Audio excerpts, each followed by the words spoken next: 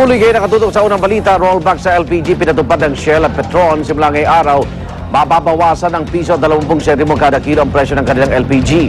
Bunso dito ng panibagong pagkalaw sa contract price ng LPG sa world market. Kahapon ilang transport group ang nagkilos protesta laban sa umani overpricing ng langis. Ay sa kanila sobra umano ng 9 na piso ang kasalukuyang presyo ng produktong petrolyo. Nangako pa naman ang kumpanyang Shell na pag-aaralan ang reklamo ng umano'y overpricing.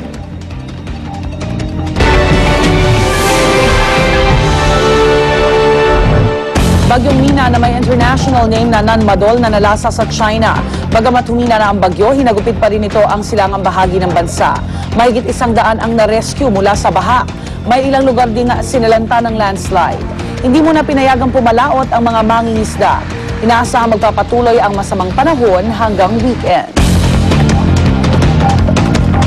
Sa China pa rin, isang TV reporter ang muntik ng lamunin ng higanteng alon na dala ng bagyo. Live na nag-uulat ang reporter sa isang tourist spot tungkol sa epekto ng bagyo nang biglang rumagasa ang 20 talampakang alon. Nakuna ng ilang bystander ang eksena. Pinayuhan na ng otoridad ang publiko na mag-ingat sa pagbaha.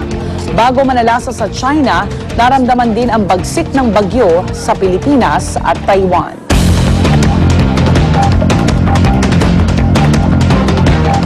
Oras na para sa unang chika. Narito na po si Luan D. Luan. Salamat, Igan. Sexy at daring na lobby po ang makikita sa cover ng September issue ng isang men's magazine. Walang takot ang kapuso actress na nag-post kasama ang isang elepante. Ginawa ang photoshoot sa Bangkok, Thailand. At first time daw ng naturang magazine na magsagawa ng out-of-the-country pictorial, kaya naman very special ang kanilang September issue. Nang i-post ni Lovey sa kanyang Twitter account ang cover, marami ang napahanga sa concept. Kabilang na sina Raymond Gutierrez at Maxine Magalona. May mga chika pa ako mamaya, so stay tuned. At ang irid namin mamaya, lokal na pamahalaan ng Baguio City, minamadali ng pagtanggal ng 15,000 tonelada ng basura. Pagdaan ng AUV at tricycle sa Isabela, 2 ang sugatan. Abangan yan at iba pa sa unang balita mamaya.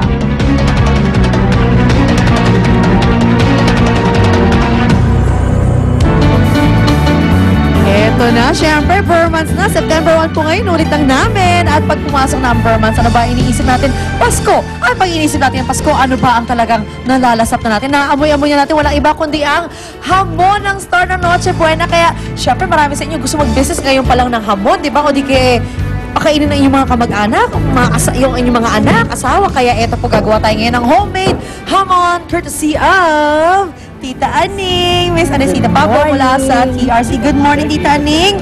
Good morning sa inyong lahat, kay Ma'am Lynn. Oh, bakit nga ba? Ayan, Mara, di ba? Join ako dito kasi yung lola ko dati gumagawa ng ham. Tapos na-explain sa akin yung mami ko. Mahirap yung pa-injection pa. Yun din ba rin? Yes, ganun din. Speaking of injection, Mara, hawak-hawak ko na. Ito na ang aking trabaho today. Yes, it is. Pero bakit nga ba pag September, kailangan magsa-start na gumawa ng mga hamon, yung mga gusto magbenta? Yes, para maging flavorful ang inyong ham. Kasi once na tumatagal ang kanyang curing period, lalong sumasarap siya. Talaga? Yes. Meron ba pagkakataon na na-overcure ang ham? Yes, pag halimbawa ang inyong supposed to be ang inyong 2 to 3 days na naka-cure na siya, dapat huwag niyong palalampasin ng 1 week. Nagiging salty ang result Dapat tanggalin niya. yung takip. Nakatakap ka pa. Kahit tataka ko, sabi, ba't hindi ba ito? Alam na hindi ako nag-i-injection o hindi ako tumitingin pag ako ini-injectionan. Okay, so anong first step natin? Yan, na-injection mo siya. Ang pagitan niyan 1 inch per 1 inch. 1 inch? Yan, Paba- yung distansya. Distance. From each Pero other. paano yung Yes. kapal nung ham? pababa. Ano nga pala yung ini-injection natin sa kanya? Ito ang mga ingredients na in-injection natin. Yung ating salt, curing salt, isolate, carrageenan, vitamin C, yung ating vitamin C, that's good. to fight the carcinogen. Tapos, yung ating mga sugar, kasama ho yan dyan. Brown sugar may iba ka mga ingredients na Phosphate. sinabi na hindi familiar sa akin. Saan mo Yes. nahahanap? Merong store talaga na one-stop shop yan. Oh! Ham store ba ang tawag dyan? No. Curing store? Ano No, yun usually? lahat sa meat processing. Meat processing. Mare, I'm telling you, ngayon ginagawa ko to. Ang sarap pala. Oo, Gusto ko enjoy, maging no? nurse. Gusto ko maging nurse. Iba Gagawa yan, na at ako least yan, hindi na buhay yan. Oo nga, naku, Mare, tingnan mo So, ito. ganun lang Nag-enjoy na po yung kasama ano. natin. Kumakain na sila. Mas enjoy daw sila doon, sabi ni Luan. Dahil ayan, tinitira na nila ang ham na... wow, ham in bone pa. Ayan, kaya nagpabili ng tinapay ang madlang people Kaya dito pala. para lang meron silang pangkain. Okay, so Tita Aning, pagkatapos niyan, mahalo at mailagay na inject na natin. Ayan. So, kailangan yung ating naka-prepare na solution ay mailagay natin lahat, ma-inject natin sa loob ng karne. Then, imamassage natin siya. Wow! Uy, buti pa siya Parang namamasarang spa lang, ha? Imamassage natin siya. Then, lalagyan na natin siya ng dry ingredients. Yung, ano yan? Dry Ito ulit, yung sugar, salt, curing salt, then phosphate. Phosphate. So, ilalagay natin. For? Ito yung phosphate na nagpe-prevent ng ating sa karne to prevent the shrink. Hindi ba siya shrink agad? Okay, alright. Hindi siya nag-aalit? Mag-shrink. Mag-shrink. Otherwise, Kasi if di you ba, cook it, once na ang karne natin ilalagay natin sa mainit or na kukuk na siya, umiikli siya. Lumiliit. Pero hindi naman siya lumiliit. masama sa katawan eventually, No. you know. It's good. Okay, so, pero kung gusto mo gumawa para sa family mo lang, sa mga anak mo, okay lang na maitanggal mo na yung phosphate, right? Okay lang. Okay lang. So, yun ang pwedeng chuck out of the window. Alright.